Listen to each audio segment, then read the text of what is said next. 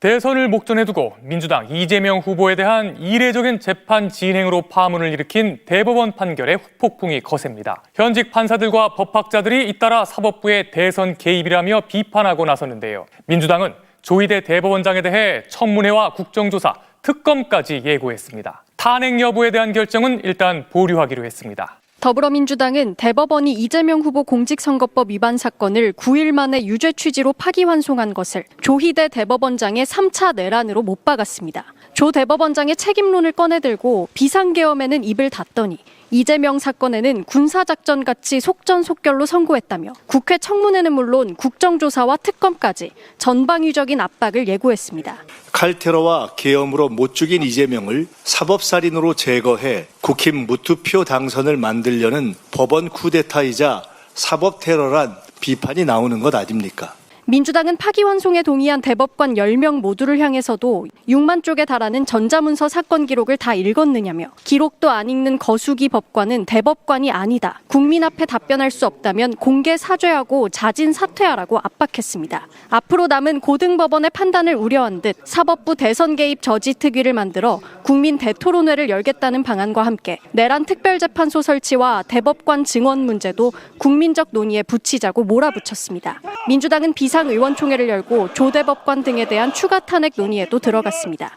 대법원이 사법 내란을 감행하고 내란 속에 대행 한덕수가 대선에 출마하고 가용 가능한 수단과 방법을 총동원해 이 싸움에 임해야 합니다.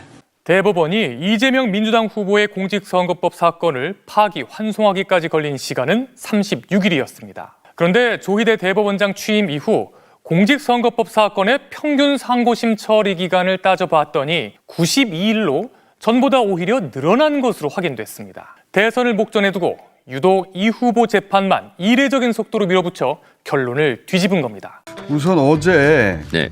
그 의총에서는 그 법관 탄핵은 보류했던데 네.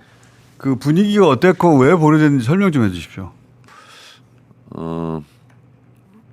제가 먼저 발언을 좀 했어요. 예. 중에서 사법 쿠데타라고 우리가 말을 쓰는데 그 사법 쿠데타에 그러면 의미 있는 내용은 뭐냐? 예. 그거는 이재명 후보직 박탈, 예. 그리고 한덕수 당선, 그렇죠. 그렇게 연결되는 거죠. 윤석열 무죄 석방이라는 정도의 심각한 사안이기 때문에 우리가 사법 쿠데타라는 말을 쓰지 않느냐. 그 이재명 박탈로 끝나는 게 아니에요, 이게. 네, 그렇습니다. 예.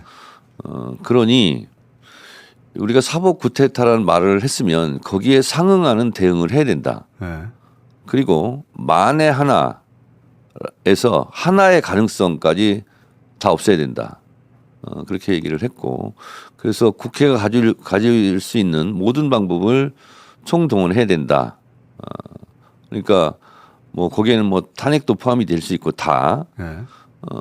그래서 제가 좀 기조발제 비슷하게 발언을 했고, 쭉 다 들었는데, 예를 들면 타이밍을 더 정확하게 보자, 좀 더 신중하게 하자는 것이 하지 말자는 것이 아니고, 예. 저쪽에서 꼼짝 못할 방법으로 하자, 뭐 이런 거였지. 그런 말을 하는 사람들도 내가 탄핵을 반대하는 것은 아니다. 그러니까 법관 탄핵이라고 하는 중진을 모아줬군요. 저는 그렇게 봤습니다. 예. 중진을 모아줬는데 예. 언제 어떤 논리로 할 건지는 어떤 타이밍이 제일 중요하죠. 타이밍이 중요하죠. 예, 제일 중요한 게 타이밍입니다. 타이밍이 중요해요. 네네. 진짜.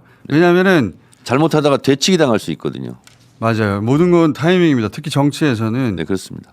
타이밍이고 그래서 이 일이 왜 심각한 일인지 그 여론에 알리기도 하고 그렇습니다. 그래서 신중하게 하자는 거는 하지 말자는 게 아니고 충분하게 빌드업을 하고 충분하게 국민들에게 왜 이럴 수밖에 없는지를 알려야 되는 거 아니냐, 이런 차원이었습니다. 필요한 절차도 다 밟고. 네, 그렇습니다. 그중에 첫 번째가 지금 그 일단 바로 탄핵은 아니고 저도 한 달 남았는데 지금 바로 탄핵은 아니라고 생각이 들어요. 네.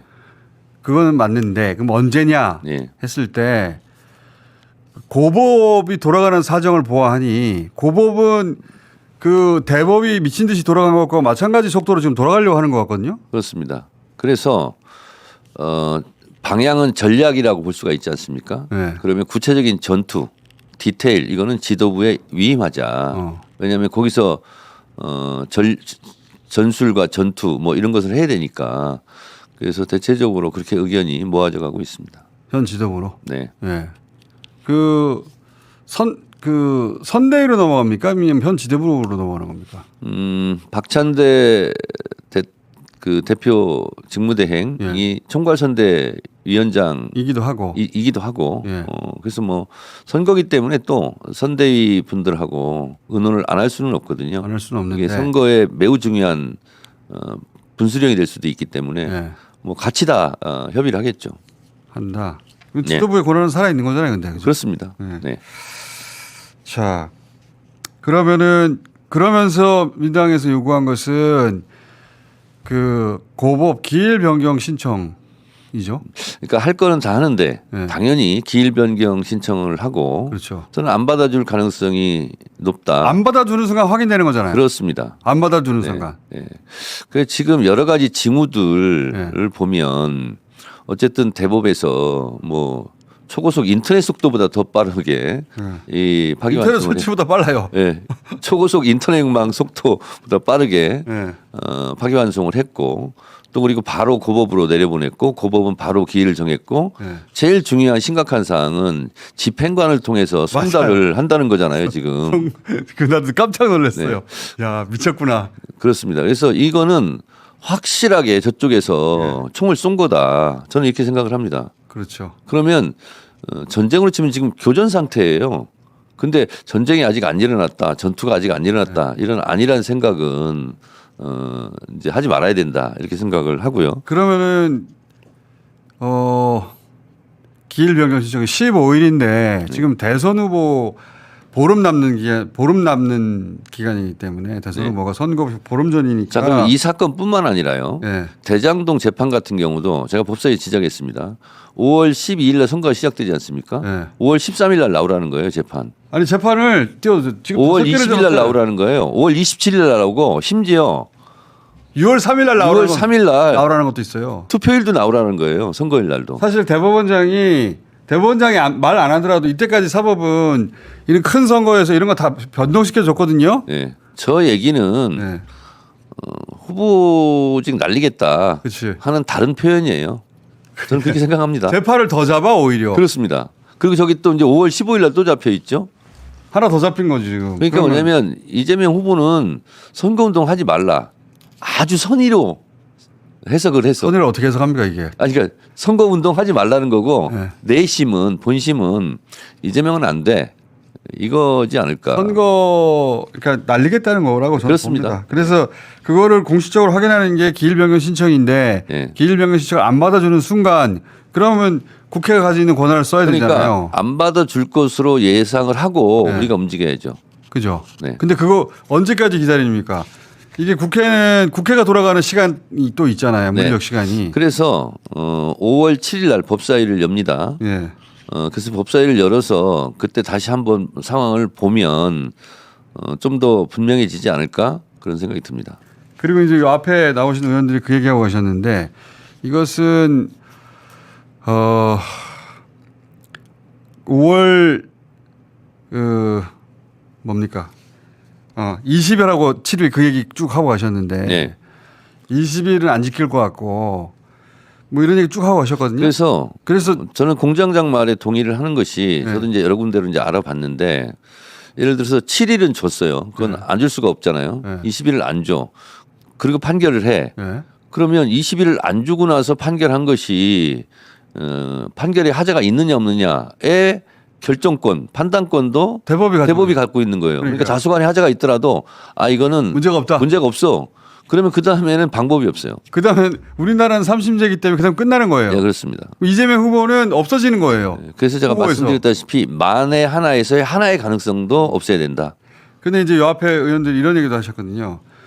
지금 법사위가 청문회도 열고 계속해서 사법부에 확인해야 된다. 네. 당신들 지금 사법에 개입하려고 대선에 개입하려고 하는 거 아니냐. 계속 확인해야 되는 거 아니냐. 이런 얘기도 하던데. 그렇게 할 생각입니다. 청문회도 계속 합니까? 네. 법사위원장이 누구죠? 계속 확인해야 되고 그다음에 그 대법원 니네 문건 봤어? 그 로고 파일 내놔 이것도 계속 요구해야 되고. 그래서 딴지일보라고 있어요. 그 게시판에 보니까 AI한테 물어봤더라고. 66만 페이지를 네. 1분에 한 장당 읽으려면 1000시간이 걸리고 1000시간. 한 장당 2분이 걸린다. 그러면 2000시간이 걸린다는 거예요. 잠 안 자고. 잠안 그랬을 때 41일에서 83일이 걸린다는 거예요. 잠 안 자고 계속 읽었어요. 말도 안 되는 소리죠. 6만 8천 페이지를 어떻게 그리고 48시간에 또 읽어. 제가 이제 확인할 게 하나 있는데 5월 7일 날 자료 요청해서 이제 받을 건데 4월 22일 날 첫 기일을 잡고 뭐 했잖아요. 네. 그리고 24일 날 또 했다는 거잖아요. 네. 근데 23일 날 일부, 3부 다른 소부에서는 네. 다른 판결을 안 했는지 다른 회의는 안 했는지 그 말도 아까 그것도 아까도 했는데. 확인해야 되고 네, 다른 소부에서 그러니까 그렇죠. 대법관들 12명 모였는데 네. 지금 48시간 만에 다 읽었다고 하니까 네. 그 기일 중간에 네. 그러면 그 하루 종일이라도 있어야 될 거 아니에요. 시간이 읽을. 그렇죠. 네. 근데 그때도 어. 다른 사건들이 있어서 읽을 시간이 없었다는 거예요. 네. 그러니까 그것도 확인해야 되고 또 하나는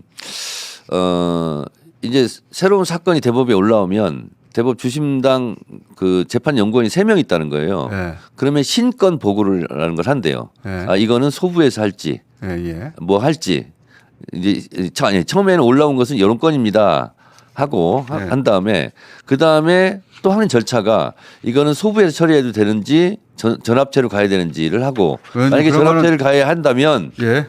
공동조가 또 있다는 거예요. 근데 이런 절차도 거쳤는지 이것도 확인해 봐야 됩니다. 그거는 다 알아서 하시고요. 네. 저희가 다 알아서 하시고 네. 거기에 법조 출신들 많으니까 저희가 궁금한 것은 그래서 민주당이 촘촘하게 대응을 짜고 있느냐입니다. 그리고 그거 결국 다 법사위를 거쳐가야 되는 거잖아요. 네, 그렇습니다. 법사위에서 할 수 있는 모든 수단을 다 강구하고 있느냐. 모든 수단을 다 동원할 거고 그리고 저쪽에서 합법을 빙자해서 열을 준비한다면 네. 우리는 합법적인 테두리 안에서 100천을 준비해서 대응해야 된다. 그렇게 저는 생각을 합니다. 뭐 이런 얘기 있지 않습니까? 고법 판사도 필요하면 탄핵해야 되고 대법원장도 필요하면 탄핵해야 되고 대법관들도 필요하면 탄핵해야 된다. 우리 국민들이 대통령도 2명씩이나 탄핵한 국민이에요. 대법원장이 뭐라고?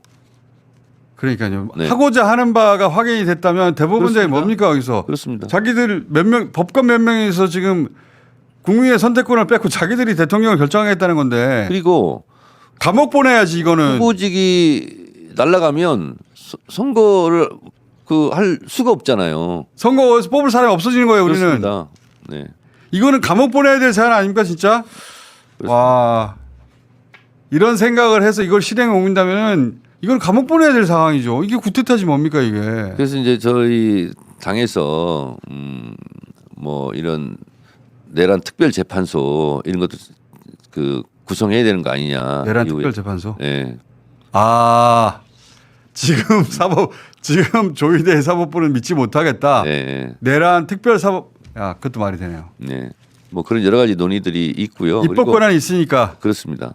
입법으로 만들면 되죠. 네. 많은 분들이 지금 걱정해서 이제 뭐 문자도 주시고 걱정 많이 하시는데 걱정할 만하다고 생각합니다. 걱정할 만하고 네, 당연하고 거기 상응하는 조치도 해야 되고. 조치도 하고 있고 그 위기 의식도 민주당이 확실히 다 공지돼 있다는 거죠. 공유돼 있다는 거죠. 네, 그렇습니다. 매일매일 체크해야 되겠어요. 이제 대선이 한 달도 안 남아가지고 네, 그렇습니다. 매일매일 이거 지금 전쟁이 이제 벌어진 시작된 거예요, 거예요. 지금. 시작된 네. 거예요, 지금. 아니 지금 후보들하고 싸워야 되는데 지금 사법부하고 싸우게 생겼어요. 네, 네. 야 알겠습니다. 누가 이기나 보죠. 그래서 지금은 이제 우리 법조인 국회의원들한테도 제가 그런 얘기를 했는데 내가 판사 시절에 이러지 않았는데 그건 다 버려야 내가 돼. 검사실에 이러지 않았는데 이거는 이 생각은 지워야 돼요, 이제. 그러니까요. 지금은 고도의 정무적 판단, 정치적 결단 이것이 필요한 시간이다. 그분들이 판사, 검사, 변호사 할 때는 한 번도 벌어진 적이 없는 일이 벌어지고 있는 그래서 거니까. 조희대 대법원장이 633을 계속 얘기했잖아요. 네. 그 기저에는 이재명은 안 돼. 이런 그죠. 생각이 있었던 것 같고. 그렇죠. 그리고 우리가 또 안일하게 생각했던 것은 뭐냐면 대법에서 이렇게 빨리 잡어? 이거 상고 기각해서 이재명 털어주려고 그러네. 제가 그때 그랬어요. 아니 이재명이 뭐가 이쁘다고 조희대가 그러겠느냐. 제 말이 그 말이에요. 예. 네. 그래서 이미 여러 가지 룰은 일상적인 룰은 다 깨진 거예요 지금. 모든 게 다 깨졌죠. 예, 다 깨졌고. 그런데 자꾸 이전 기준으로 가지고 그럴 리가 없다라고 말하면은 설마 그렇게까지 하겠어? 근데 설마가 사람 잡는다. 진짜 이번에는 설마가 사람 잡는다. 한 사람 잡으면 모르겠어. 전 국민의 절반 이상, 전 국민의 60% 작게 생긴 거 이게. 그래서 저는 3천만 명 작게 생긴 거예요. 설마부터 잡아야 된다. 설마가 사람 잡는데 진짜 그런 상황이다. 그래서 설마를 사람 의원님 잡자. 들어가실 때가 된 것 같아요. 설마를 먼저 잡자. 언어에 맙서서 나온 거 보니까. 네. 정청래 의원이었습니다. 감사합니다. 네, 감사합니다.